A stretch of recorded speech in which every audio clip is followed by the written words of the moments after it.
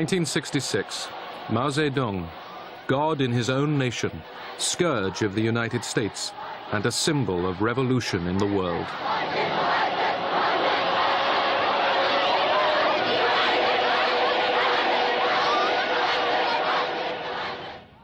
Six years later, Mao embraced the enemy. At the summit, face to face, two leaders who direct the destiny of 1 out of 3 persons on the earth. The gate to friendly contact, says Zhou Enlai, has finally been opened.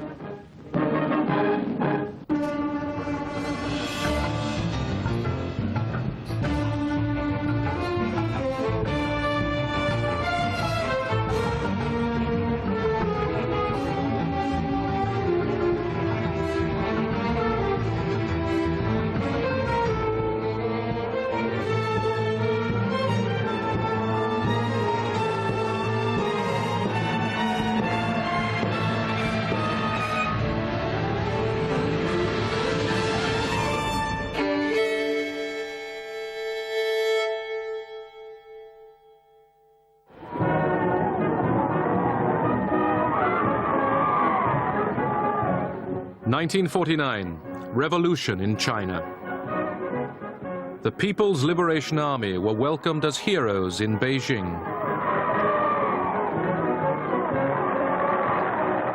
Led by Mao Zedong, the communists had triumphed in a civil war against the nationalists. Soviet support had been unreliable. The Chinese felt they'd managed it alone.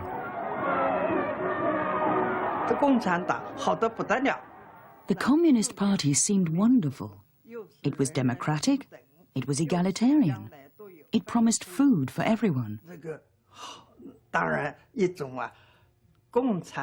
And so, of course, the ideal of communism gradually entered my spirit.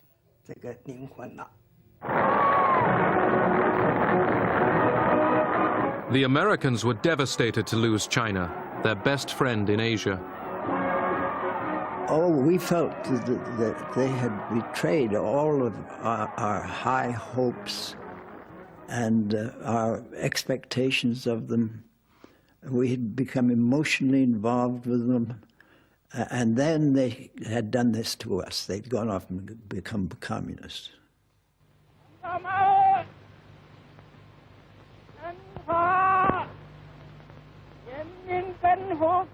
On October 1st, Mao Zedong told the crowd in Tiananmen Square that a new China was born.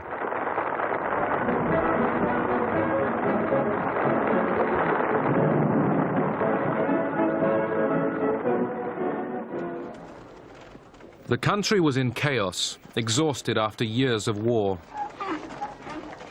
Mao needed external help. One of Mao's first acts was to visit Moscow to get military protection and economic aid. He was met at the station by Foreign Minister Molotov and most of the Politburo.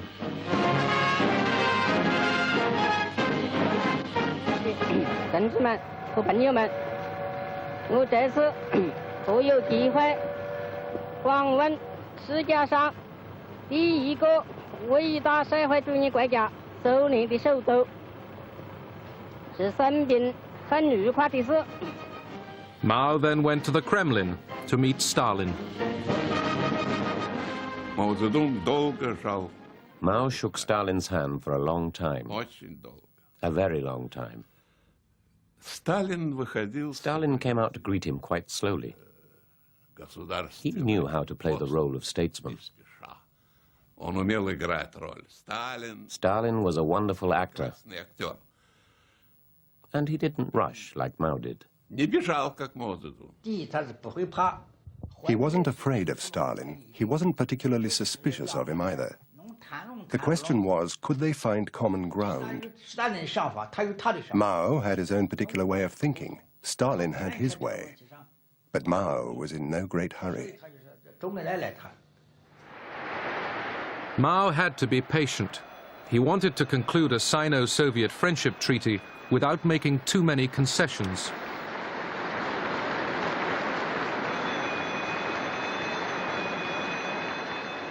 But Stalin, as wary of Mao as Mao was of him, was in no hurry either. Mao's visit dragged on for 2 months. He toured factories and was shown inspiring films about Russian leaders, such as Tsar Peter the Great. В сей счастливый день окончания войны господа Сенат даровал мне звание Отца Отечества.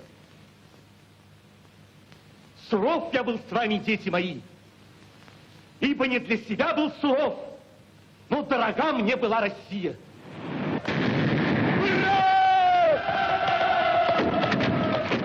Mao wanted to see the sea. He had never seen a real sea. And Stalin said, of course, surely. Outside Leningrad, we have the Gulf of Finland. That's like a sea. Here's a train for you and a guide. Go, enjoy it. In February 1950, the Chinese and the Soviets signed a mutual defense treaty. The treaty also guaranteed aid for China. At that time, there was the attitude everywhere that Moscow and the Chinese communists were tightly linked, hand in hand. This was perceived by many to be part of a worldwide conspiracy, and hence was somewhat frightening. But to Mao, China always came first. Mao said a treaty can be signed for 10, 20 or 50 years. It doesn't matter. But it must not tie our hands. Mao gratefully accepted the help of Soviet experts in rebuilding Chinese industry.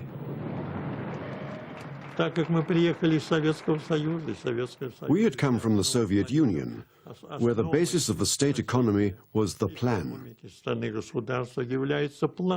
So we explained to our Chinese comrades that the plan was the absolute basis of everything. The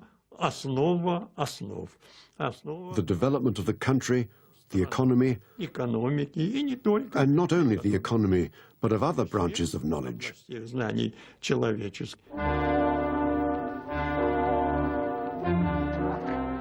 China's rulers embarked on radical land reforms.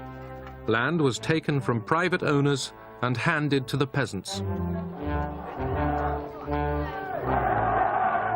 The former landowners were denounced and humiliated.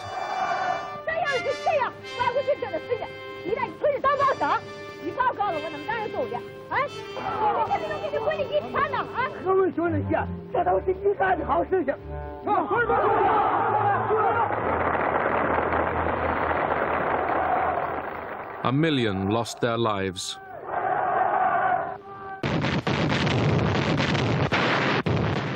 In June 1950, North Korea, with Soviet and Chinese backing, attacked South Korea. The sudden attack by the North Koreans dealt the slender forces below the 38th parallel a mortal blow. The prompt arrival on the scene of U.S. soldiers gave Marshal Stalin and his cold-eyed strategists a rude shock. Forces under United Nations command pushed the invaders back to the Chinese border. China feared an attack on its own territory. The main enemy was America. At that time, all the propaganda was directed against America. The proletariat of the whole world must unite to get rid of the capitalists.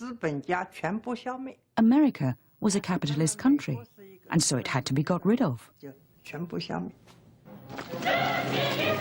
Under the banner, "Help Korea, down with US imperialism," more than 1 million Chinese troops would cross the border into Korea.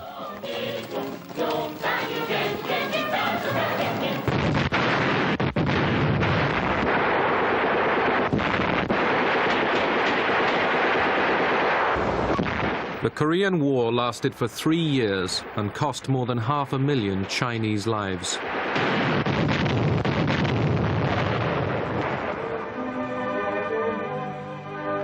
In China, cinema audiences watched films of bumper harvests and new industrial records.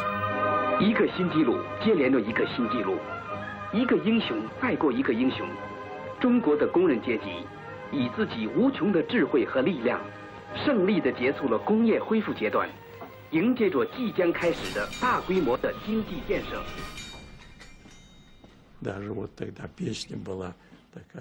There was a song we used to sing at the time.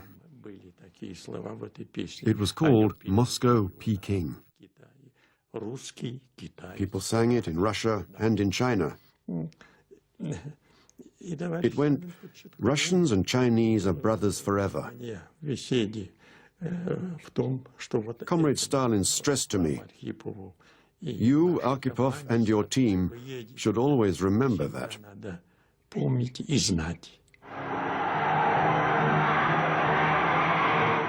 Steel production was a yardstick of national virility. The success of the first three-year plan was celebrated. But although exhilarating, Soviet aid had to be paid for. We Chinese were very enthusiastic towards the Soviets. They were our older brother, our best friend. We expected them to give us a very warm welcome. The first time we went to the Soviet Union, they invited us to a big banquet. We ate very well. It was really good food. But what we hadn't expected was that this wasn't actually free of charge. They asked for more than 9,000 rubles for it. We were very shocked.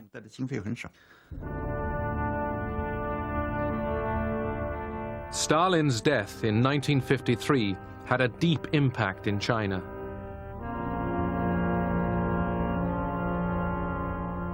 Despite Mao's misgivings, he had respected the Soviet leader's iron authority. After a power struggle in the Kremlin, Nikita Khrushchev emerged as the new Soviet leader. He and his Politburo visited China to maintain the alliance. The size and power of the communist bloc made the new American administration increasingly anxious. We can see that China is the basic cause of all of our troubles in Asia. If China had not gone communist, we would not have had a war in Korea. If China were not communist, there would be no war in Indochina. There would be no war in Malaya. Today, there are approximately 540 million people who can be counted on the side of the free nations. There are 800 million on the communist side. And there are 600 million others who must be counted as non-committed. America did everything to stop the spread of communism. To prevent China attacking the Chinese nationalist stronghold of Formosa or Taiwan, the United States financed a military buildup on the island. Generalissimo Chiang Kai-shek, along with his American advisors, reviews Free Chinese nationalist forces in an Independence Day parade. More than 500,000 soldiers, sailors, airmen, and Marines have as their ultimate aim and living goal the return to China's mainland. The nationalist government was determined to defend two small islands off the China coast, Quemoy and Matsu. From the point of view of the United States, these tiny little islands close to the mainland were of no significance as such. On the other hand, the Chinese nationalists looked on them as symbols as to what the United States would do in helping them. Furthermore, Chiang Kai-shek had put an enormous proportion of his army on these little islands. In September 1954, the communists shelled the island of Quemoy. 3 months later, Washington signed a mutual defense treaty with Taiwan. Almost immediately, the major units of the 7th Fleet are shifted to Formosa to augment the United States and nationalist patrols in the Strait and along the mainland. The action upholds the United States pledge to meet the common danger, communism. The American show of strength failed to stop the Chinese communist challenge. The Allied nations possessed together 20th power in the area. The United States in particular has sea and air forces, now equipped with new and powerful weapons of precision. All-out war came closer. America made nuclear threats. Eisenhower never said he would use nuclear weapons, but he and Dulles essentially said nuclear weapons are available and would be part of our arsenal, and essentially implied that if they were necessary in order to prevail, they would be used. Regular target training keeps every pilot in combat readiness at all times. Mao's provocation and America's response concerned Khrushchev, whose nuclear bombs guaranteed China's security. Khrushchev told the Chinese that war with imperialism was no longer inevitable. At the 20th Soviet Party Congress in February 1956, in a secret session that was not filmed, Khrushchev denounced Stalin as a criminal. Mao took it as a threat to his own style of leadership. Mao's attitude was very clear. He thought that criticism of Stalin was inappropriate. Stalin was an international statesman. Mao Zedong said to him, "Your decision isn't right. Your speech isn't right." Khrushchev begins his arguments. But Stalin is a member of the Communist Party of the Soviet Union. It's our right to deal with him as we see fit. It is the personality cult of Stalin. That's why we've taken our decision. Mao Zedong. It is true that he is a member of your party, but he is also leader of the World Revolutionary Movement. We are the followers of Stalin. How can you reduce the role of Stalin to being only a member of the Soviet Communist Party? Just like that.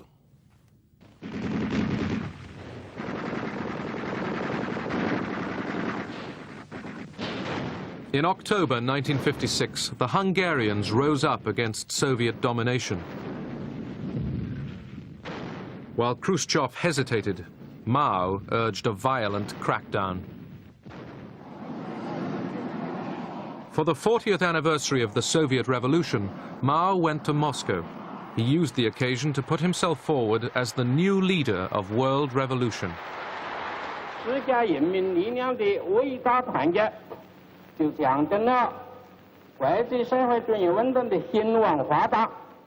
But Soviet aid was undermining Mao's aim for total independence. The crunch came in 1958. Khrushchev wanted to set up a long-wave radio station along the Chinese coast to guide Soviet submarines. He suggested setting up a joint naval fleet. This was a clear sign that the Soviets wanted to control China.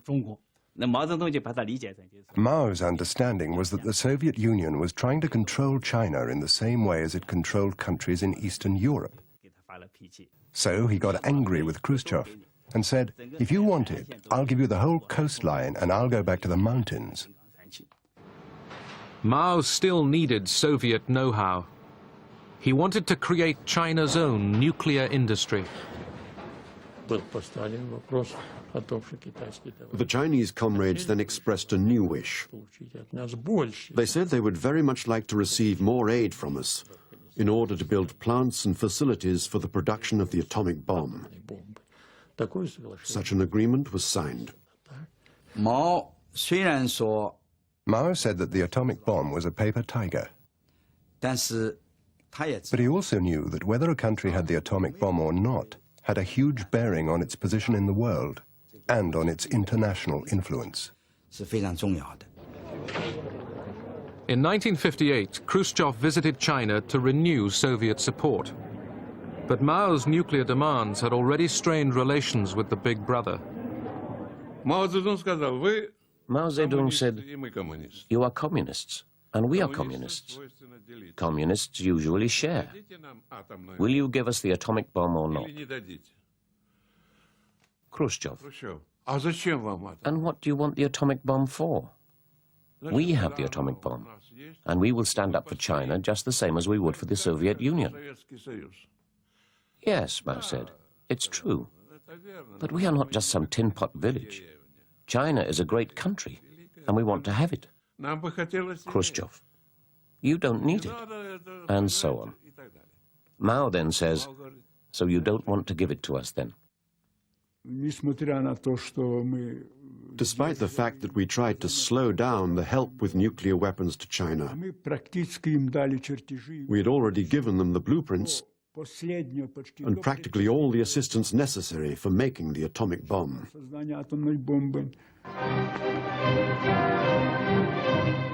When Khrushchev next visited Beijing, he'd just been President Eisenhower's guest in the United States. After a frigidly polite reception, Khrushchev was accused of being an American stooge. Khrushchev protested that this was no way to talk to a communist leader.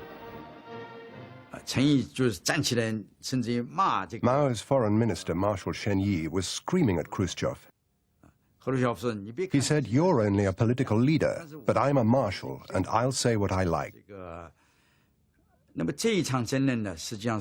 This argument had a huge impact on Sino-Soviet relations. From here on, no common ground could be found on major issues.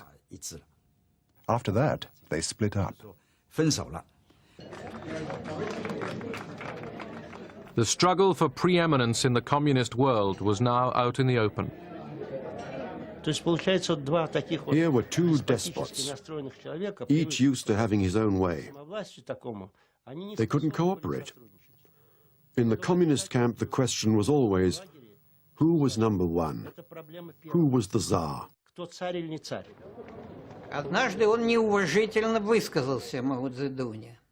On one occasion, during the 1959 trip, Khrushchev spoke disrespectfully about Mao Zedong. He said that Mao was an old boot that ought to be thrown out.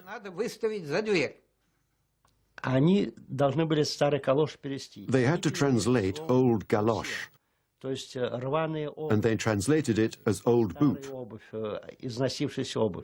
But in Chinese, it means both old boot and prostitute.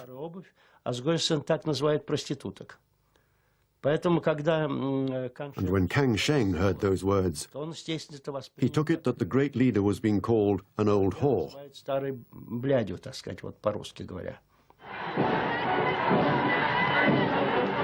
Soviet advisors would soon be withdrawn from China.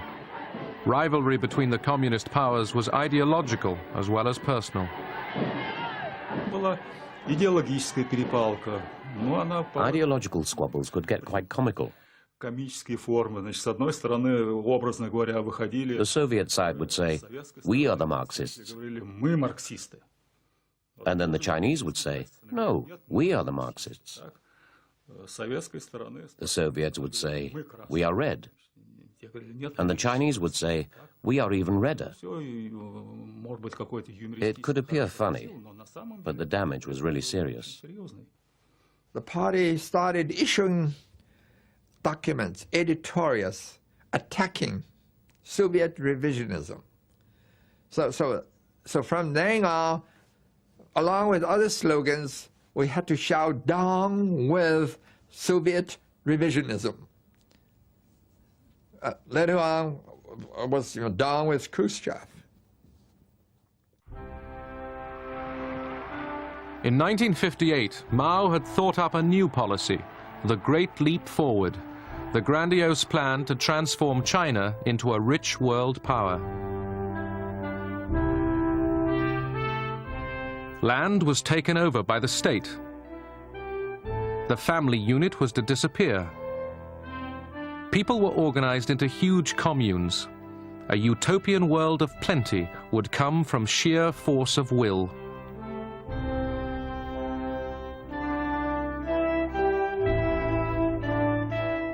Mao's method was to be a more extreme version of Stalin's brutal collectivization of the 1930s.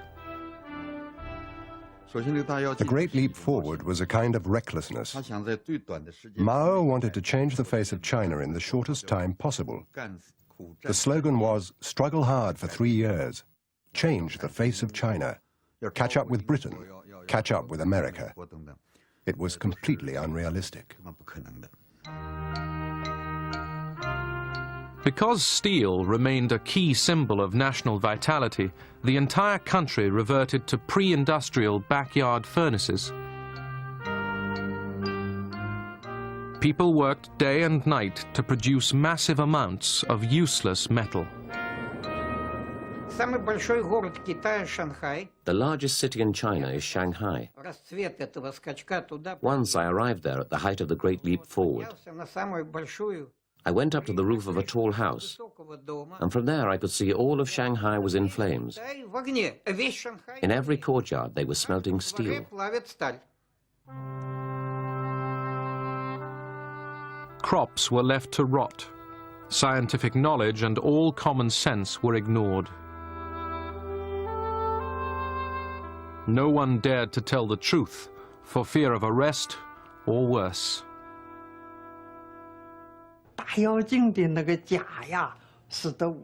The lies of the Great Leap Forward were absolutely unbelievable.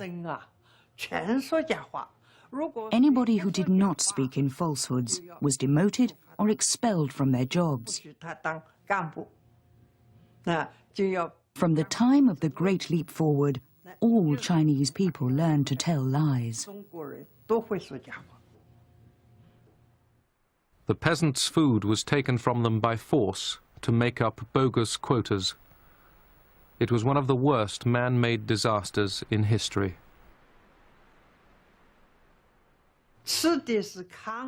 We had to eat the husks of coarse grain, not even the grain itself. We ate leaves of trees. We all went down with hepatitis. Many peasants died of starvation. No one really knew how many. Because of Mao's policy, over 30 million people starved to death. Hiding the catastrophe, Mao still posed as the leader of world communism. Blocked by Washington from the United Nations, China became the champion of anti-American causes. Third world leaders and Western intellectuals flocked to Beijing. In Moscow, Khrushchev was pursuing peaceful coexistence with the West.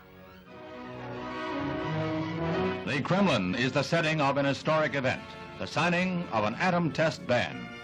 The big three representatives, Dean Rusk, Andrei Gromyko, and Lord Hume, signed for the U.S., Russia, and Britain. Most other nations of the world, with the notable exception of France, Communist China, and Cuba, are to sign later.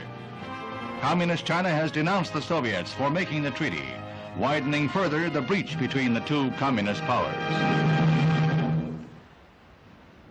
Mao reacted to the nuclear test ban treaty with defiance.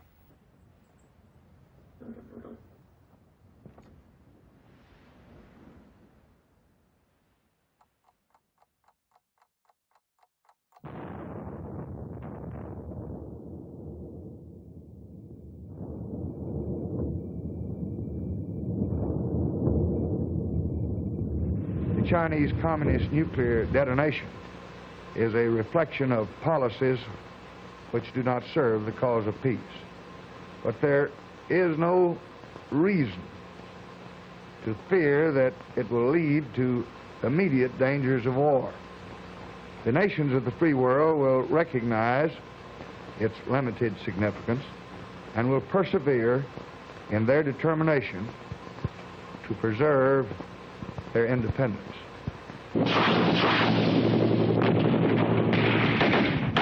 In 1965, U.S. Marines were sent to South Vietnam. President Johnson was determined to prevent communist North Vietnam and its allies in the South gaining power. In China, the masses were mobilized to support neighboring North Vietnam.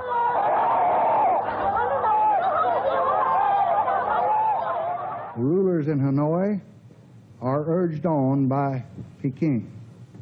This is a regime which has destroyed freedom in Tibet, which has attacked India, and has been condemned by the United Nations for aggression in Korea. It is a nation which is helping the forces of violence in almost every continent.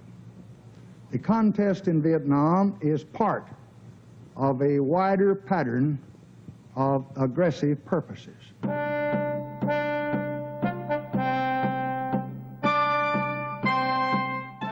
A war between China and the United States was once again a possibility.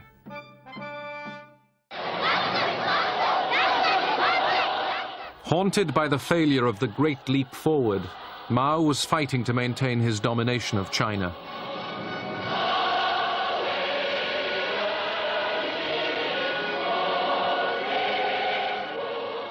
In 1966, he launched the Great Cultural Revolution.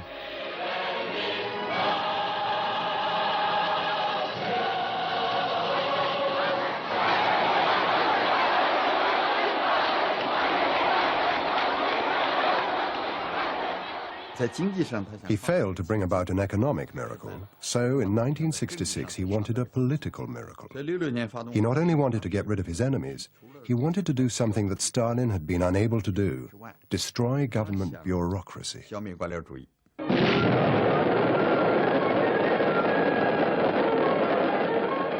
The Mao personality cult did not come to full blossoming until the Cultural Revolution, when he became the so-called four greats: the great leader, great helmsman, great supreme commander, great teacher.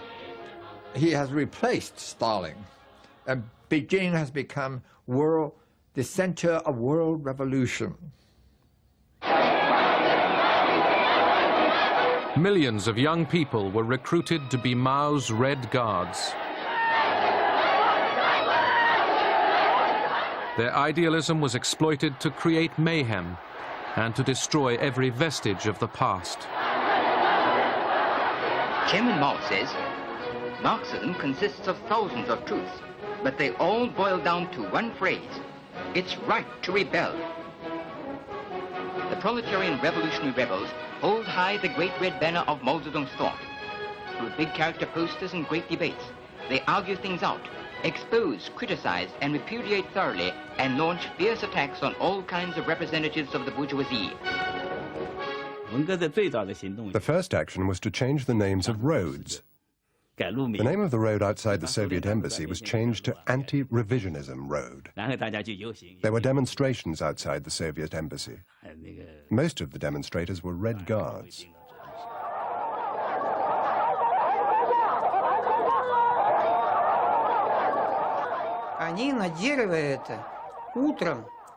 In the morning, they would hang up dummies of Brezhnev, Kosygin, and Podgorny.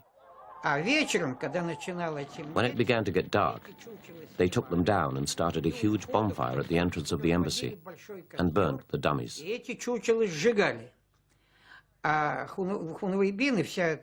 The Red Guards and the young people gathered around the fire and danced and yelled anti-Soviet slogans.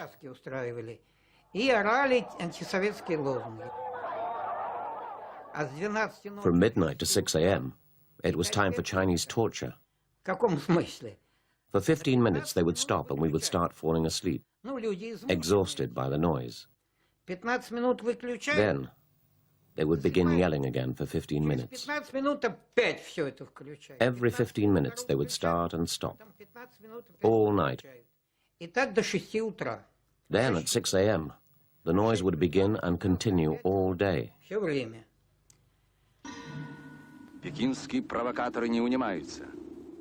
1969, tension along the vast Soviet-Chinese border increased. Границы Союза Советских Социалистических Республик священны и неприкосновенны. There were frequent clashes. The Ussuri River in Soviet East Asia was the scene of many of them. China's brave fishermen are full of heroism and bright wisdom. They're not afraid of heaven or earth. The filth of the Soviet revisionists causes them no fear. Провокаций китайских было много. There were a lot of provocations from the Chinese. They crossed the border in huge numbers. What could we do? It wouldn't be nice to shoot them. But how could we get rid of them? It was a difficult question to solve, and so things got worse. The Chinese were mostly to blame. Images of aggressive Chinese at the border fueled Soviet fears of an invasion.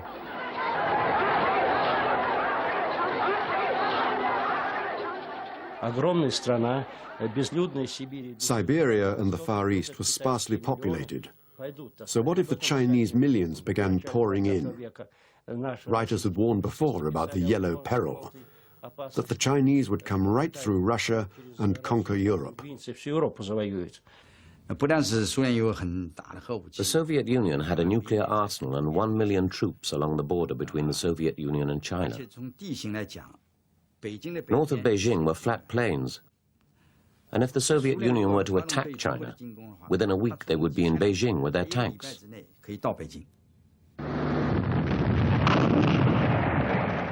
A battle was fought over a tiny island in the Ussuri River in March 1969.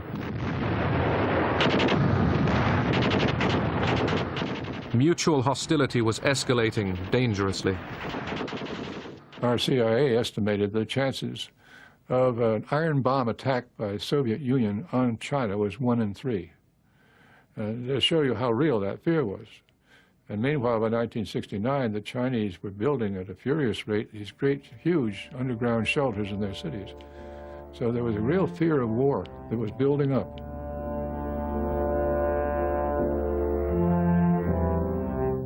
The vast network of shelters tunneled underground was meant to withstand nuclear attack.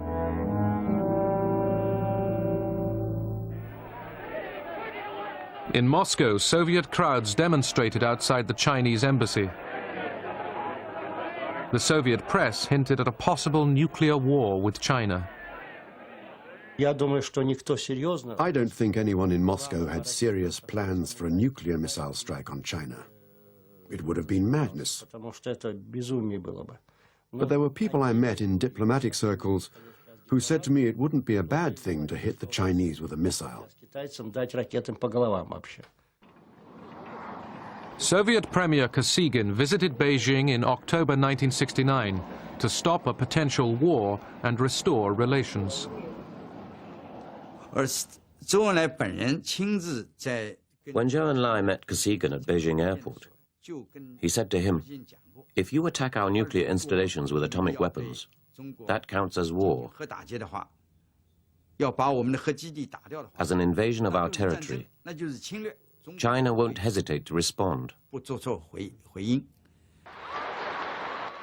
Mao, fearful of Moscow's belligerence, had already decided he wanted better relations with America.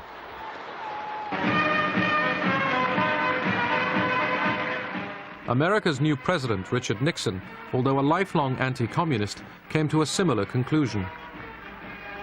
To limit Soviet power and end the Vietnam War, he wanted to draw closer to China. Dr. Henry Kissinger. With his new national security advisor, Henry Kissinger, Nixon developed a foreign policy which exploited the hostility between the communist giants. It began to dawn on us, after we'd been in office for a while, that there were genuine tensions between Russia and China, and that probably the Soviet Union was the cause of the tensions and not China, which was the opposite of the idea with which we entered. The first sign of a thaw from Beijing came during a table tennis match. In 1971, while playing in Japan, the American team was suddenly invited to China. I think it's a wonderful opportunity to go to China because not very many people get there, and I feel it's a great opportunity to play against the top players and be able to take some of this knowledge home, and I think it's also a step in our political relations with China. The team's home movies offered the first glimpse of China to most Americans for 20 years.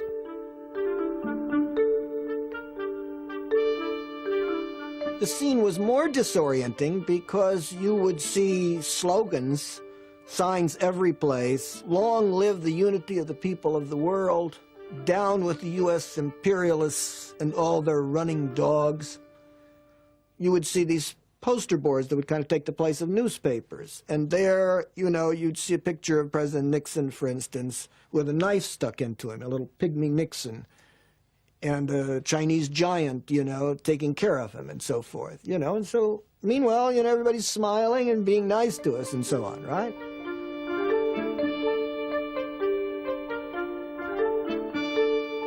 They've got this slogan, friendship first, competition second. And they very nicely, I think, beat us 6 matches to 5 matches.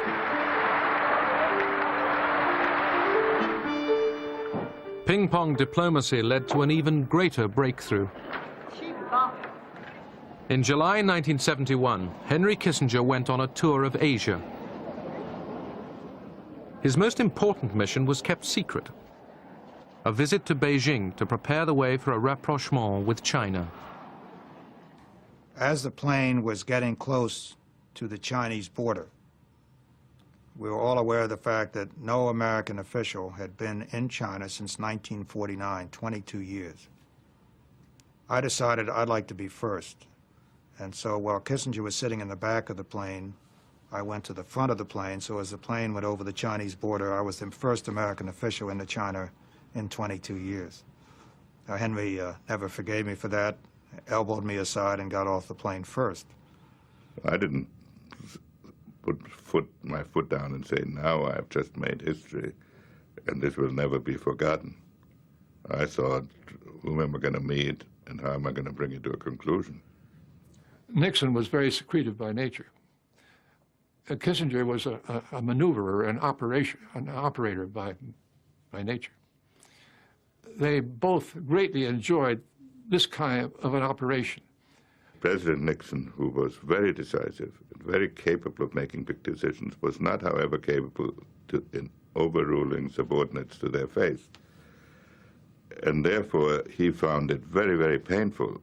In fact, he found it, to all practical purposes, impossible to tell a bureaucracy, I disagree with you, and you will do it my way.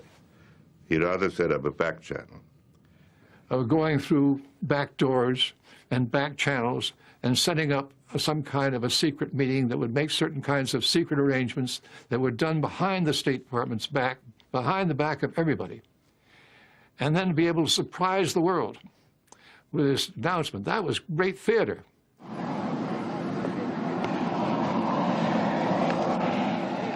Nixon's trip to Beijing changed the balance of the Cold War.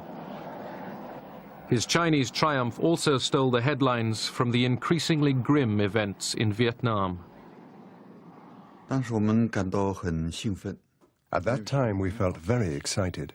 We thought that this was a very good thing, because China's isolation from the rest of the world had created many disasters.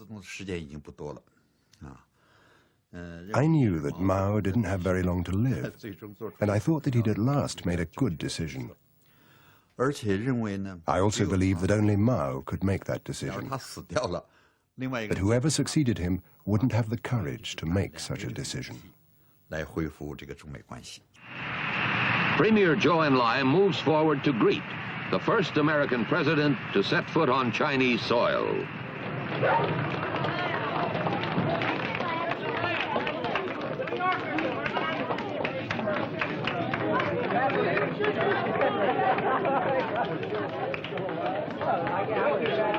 East meets West as a handshake bridges 16,000 miles and 22 years of hostility. There are no welcoming speeches, no formal ceremonies, just a receiving line made up of Communist Party officials and the military band playing the Star-Spangled Banner. Nixon, the lifelong anti-communist, quoted Mao's own words. So many deeds cry out to be done, and always urgently. The world rolls on. Time passes. 10,000 years are too long. Seize the day. Seize the hour. This is the hour. This is the day. Peking newspapers, which had played down the Nixon visit, now give it front-page coverage. Dealers sell out as readers follow day by day the president's activities. Today, the president walks among priceless treasures from China's golden age. Among them, a pair of ear stoppers used by the emperor to keep from hearing criticism. Give me a pair of them. I didn't put my foot down and say, now I've just made history. On the way back from Beijing, I knew we had made history.